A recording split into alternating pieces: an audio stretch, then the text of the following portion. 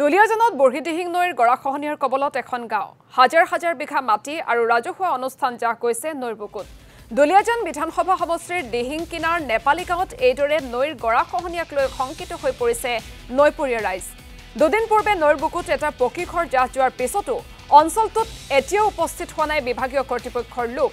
গৰাখহনীয়া ৰোধৰ ক্ষেত্ৰত বাৰম্বাৰ আবেদন নিবেদন জনোৱাৰ পিছতো বিভাগীয় কৰ্তৃপক্ষই যথোচিত ব্যৱস্থা গ্ৰহণ নকৰাৰ অভিযোগ উত্থাপন কৰিছে গাঁওবাসীয়ে আৰু এই সন্দৰ্ভত প্ৰণৱজিৎ বৰাৰ এক প্ৰতিবেদন আগবঢ়াইছো দুলিয়াজান সমষ্টিৰ দিহিং কিনাৰ নেপালী গাঁৱত আছো আৰু এই গাঁৱৰ পৰিৱেশ দেখুৱাবলৈ আমি ইয়ালৈ আহিছো আৰু এই গাঁৱৰ মূল সমস্যা হৈছে গৰাখহনীয়া এটা পৰিৱেশ দেখুৱাব এটা সুন্দৰ ঘৰ আছিল দুদিন পূৰ্বে এই ঘৰটো ইতিমধ্যে এটা অংশ নৈ বুকুত যা গৈছে আৰু অন্য যিসকল লোক আছে লোকৰ মাজত হাহাকাৰ পৰিস্থিতি সৃষ্টি হৈছে অন্য এটা পৰিৱেশ বুঢ়ীদিহিং নৈ পৰিৱেশ দেখুৱাবলৈ আপোনালোকক যত্ন কৰিম আৰু এয়া হৈছে দুলিয়াজান সমষ্টিৰ দিহিং কিনাৰ নেপালী গাঁও আৰু এই গাঁওখনৰ ইতিমধ্যে প্ৰায় 20 ঘৰ মানুহ লোকৰ ঘৰ ইতিমধ্যে নৈ বুকুত যা গৈছে আৰু যি অঞ্চলত একমাত্ৰ যি শিক্ষানুষ্ঠান আছে দিহিং কিনাৰ নেপালী গাঁৱৰ হলকনি মাজুলী যি প্ৰাথমিক বিদ্যালয় আছে এই প্ৰাথমিক বিদ্যালয়খন ইতিমধ্যে নৈ বুকুত যা যোৱাৰ উপক্ৰম হৈছে আৰু ইমান এটা স্পৰ্শকাতৰ বিষয় হোৱাৰ পিছতো এই মুহূৰ্তলৈকে কোনো এজন জনপ্ৰতিনিধিয়ে হওক বা চৰকাৰী কৰ্তৃপক্ষই হওক ইয়ালৈ অহা নাই যাকে লৈ ৰাইজৰ মাজত এক বিৰূপ প্ৰতিক্ৰিয়াৰ সৃষ্টি হৈছে স্থানীয় যুৱক আছে কি ক'বা এই মুহূৰ্তত বছৰ বছৰ ধৰি দিহিং কিনাৰ নেপালী গাঁও এই গাঁওখনত গৰাখহনীয়া হৈ থকাৰ পাছতো স্থানীয় বিধায়কেই হওক বা সাংসদে হওক তেখেতসকলে কিন্তু আজি পৰ্যন্ত ৰাইজৰ দুখ দুৰ্গতিৰ কথা বুজ ল'বলৈ আজি পৰ্যন্ত নাহিলে তাৰোপৰি জলসম্পদ নামৰ এটা ব্যাগুম বিভাগ আছে সেই বিভাগৰ কৰ্মচাৰীসকলেও এই ইয়াত আহি তেখেতসকলে কোনো কাম কাজ কৰা আমি দেখিবলৈ পোৱা নাই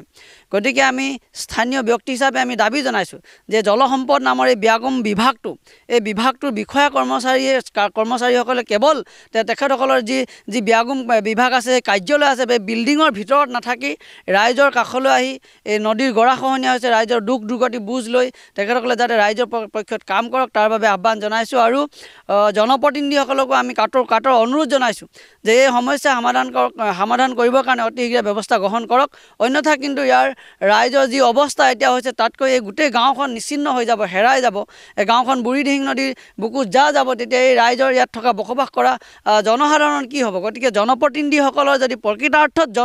জনসাধাৰণৰ ওপৰত তেখেতসকলৰ যদি দায়িত্ব কৰ্তব্য আছে বুলি ভাবিছে তেতিয়াহ'লে তেখেতসকলে গৰাখহনীয়া সমস্যা সমাধান কৰাৰ ব্যৱস্থা গ্ৰহণ কৰাটো জনপ্ৰতিনিধিসকলৰ নৈতিক দায়িত্ব গতিকে তেখেতসকলে নৈতিক দায়িত্ব স্বীকাৰ কৰি অতি শীঘ্ৰে এই সমস্যা